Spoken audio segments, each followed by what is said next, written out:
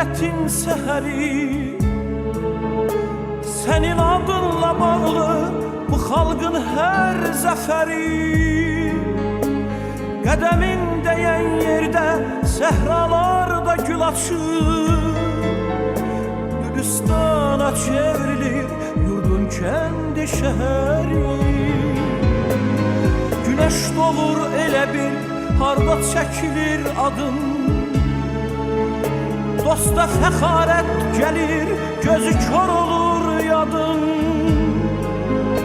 Azerbaycan deyəndə seni düşünürük biz, azadlığı inamı xalqa sen bağışladın. Sen elə bir zirvəsən, küləklər neyləyəcək, dünənim bugünümsən, səninlədir gələcək.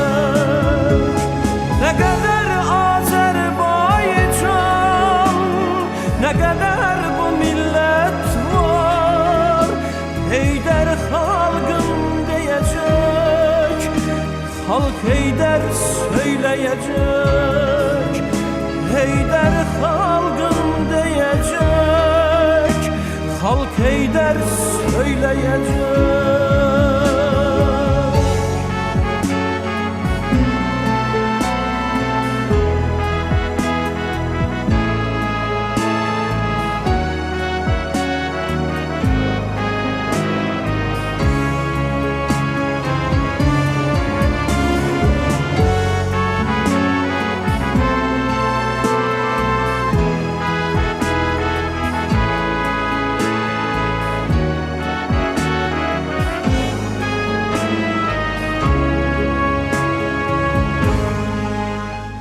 Sen bu çetin zamanda gücümüz, kuvvetimiz, sen bizim bu dünyada en büyük servetimiz.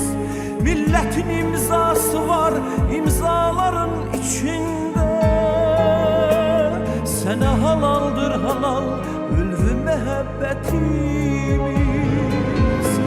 Sen bu çetin zamanda gücümüz, kuvvetimiz, sen bizim bu dünyada en büyük servetimiz. Milletin